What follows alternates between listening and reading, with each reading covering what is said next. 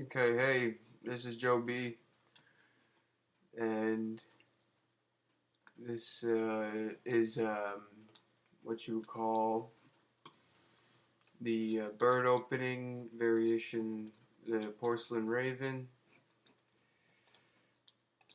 which is when knight c6 is played, can be transposed, move 1, f4, knight c6, and then d4, and then they play d5 not to get the knight kicked by the d pawn, and then we play knight f3 and go into this. This is the third video, so I have some stuff to look at real quick. I wouldn't really call this a uniform. I probably look like a bum, but you see it says Joe B right there, and then it's got the eagle, and that's for Eagle Eye Joe B, because the eagle eye spots everything in chess. Anyways, just wanted to show I'm not a bum. This is the chess uniform.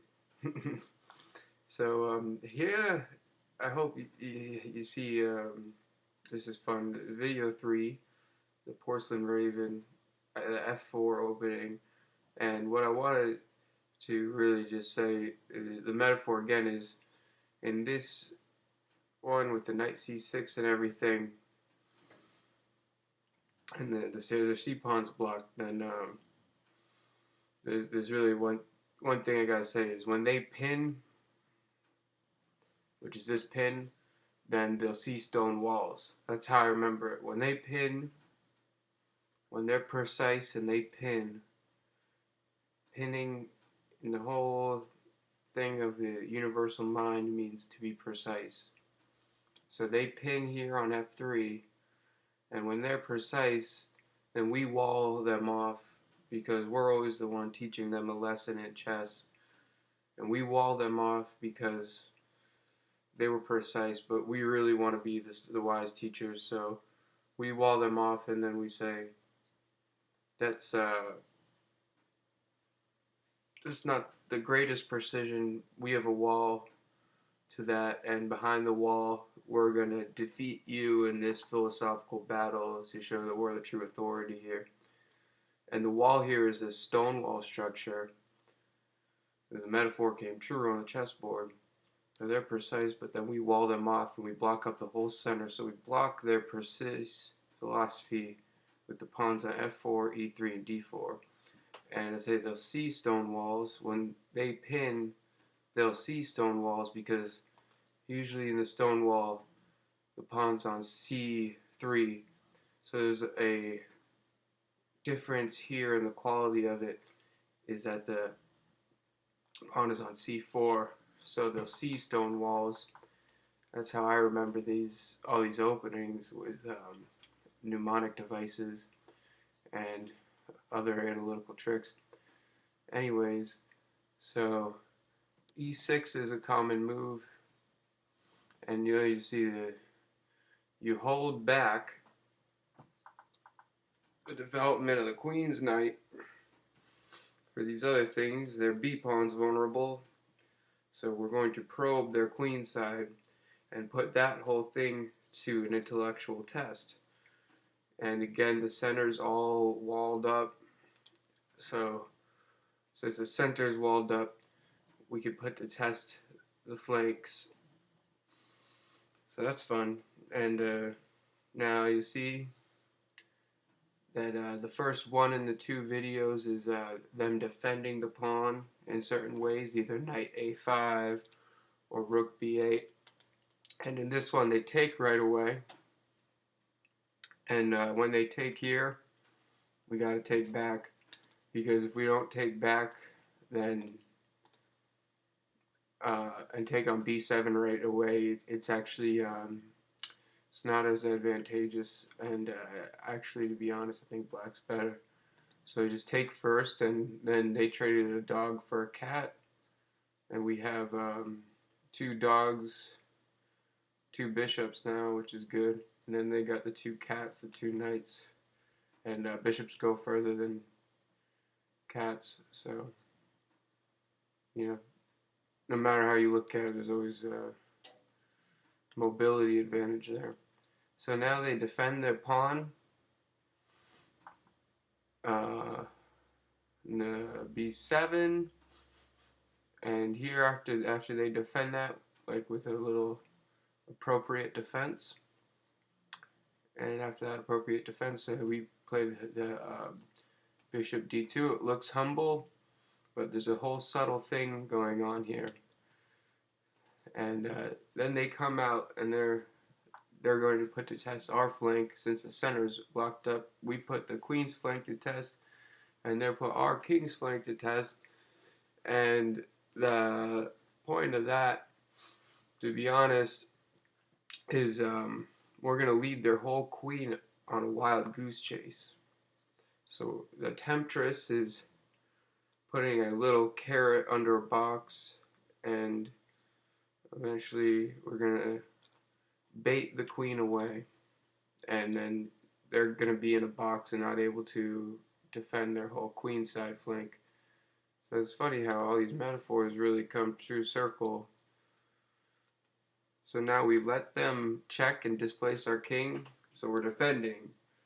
When we do this in chess, we're making sure there's an intellectual defense going on, and that we've guarded up our nuts, really, this king side, and we're letting them put our king away. And in their head, they're saying, "Oh my God, I got an advantage here. I got an advantage here. Woo!" But really, we've led them astray. And they think that they're precise, but we know the true knowledge of the bird, and we're the true teachers of the bird because we're the eagles. We're eagle eye. And here, you put on the true authority, which is the stockfish engine. You'll see that we have a 1.35 advantage here. So, quantitatively, we're up more than a pawn, according to the true authority. So we let them check, and then now this little subtle bishop move became a burning flame that must be dealt with. Now we do a pin here, and I'm going to make this move quick, but this is honestly, if you think about it, and I've set up these games a lot, I know that people go after this fork on f3. So we led their queen astray, we led their knight astray, and believe it or not, we're going to come through on the queen side eventually. It takes some time. And now, this is the point when we just take this pawn, and we're still pulling the wool over their eyes. We're letting them take our rook on h1. And we're letting them mess with our king position. But in reality, look to the authority, we have a 1.5 advantage now. The advantage is getting lapped up by the computer, and it keeps skyrocketing eventually. The whole point is, it looks like they're getting an attack, so they have an assumed judgment that they have an advantage just because they have an attack, but in reality, we have the advantage here, 1.57. So we keep lapping up the advantage, so we come up here. Our king's displaced. Oh no, but there's no perpetual check, there's no checkmate. Oh, are they winning material? Are they winning material here? Queen takes h1. And now, you'll see that we need to defend our bishop on f1. So we continue adding steam to this attack on the queen side. And by doing this move, we've cut off their queen from returning to the center, because our knight is defending this pawn, and they don't want to trade their queen for a knight and a pawn on d5. So that's just there. See, this analysis is the way. So human would just take because their knight's under threat. So the human mind, they just take there, and we got a big advantage. But say they move 14, they just develop their bishop, then I mean, we don't even have to take their knight right here, but we can. You can either take the knight, or you could play rook e1. And the reason we can play rook e1 here is a little bit better is because if we play rook e1, if they move the knight, then we can mess about with checking on the light squares and then opening up discover on the queen.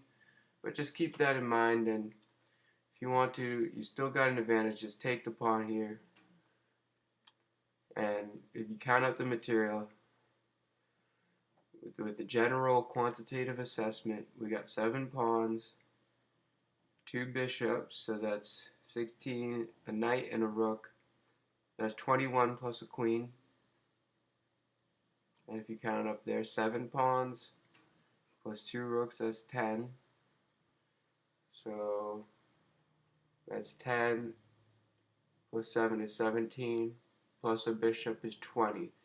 So by the standard quantitative analysis here, we're actually up 1 pawn. Yet by Stockfish's authoritative analysis, which is basically the qualitative and the quantitative combined into a true applicable authority, we got 1.58 advantage. So that's if they play bishop e7 there, then we take the knight, and that's that whole thing. Go back to move 14, and instead of bishop e7, which is what a computer would play, but this is the top choice anyways, e65, the human would just take that pawn. They can't take with the queen because we get the queen with the knight. And that's not a good trade for them with the hierarchy of worth of mobility, because the queen is much more mobile than our knight. So they trade their queen, then our knight really good.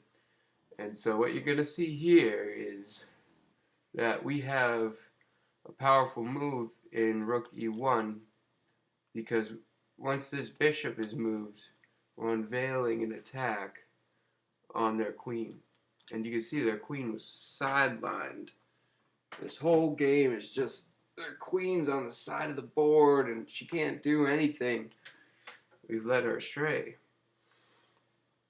So, now look at this. The computer recommends a6 here. That just doesn't even seem like, why are you playing a6? Like, we got 2 pieces on the pawn. We're good. So a human will try to get the queen out against that attack. But even if you just play that position, you got a huge advantage. Any move they play. So this is kind of just one line. And you go here, and we're threatening bishop takes knight, and the b pawn's pinned. And since the b pawn pinned, then we snap up the rook after, and that's good. That's good for us because we snap up that rook, and once we get that material, we know we can't lose. So b8, d8, they move the rook out the pin, and then after that, the real move that actually just really kills them is this bishop a4, because after bishop a4, we're gonna take on b7, and their knight's vulnerable. So anyone say that my king's not safe here and that my nuts aren't guarded up with the whole checkmate attack thing, they're fucking incorrect, because my king's safe. And look at the true authority on Stockfish. We're up 2 pawns now for that authoritative analysis. And actually with the quantitative analysis, we're going to be up 2 pawns because queen's taken on b7. So what's up, people? This is the perfect example of when we lead the queen astray and it looks like they have an attack and they assume to judge that they have an advantage, but when you put it in an engine rated 3500, then it shows that white is the one who is on first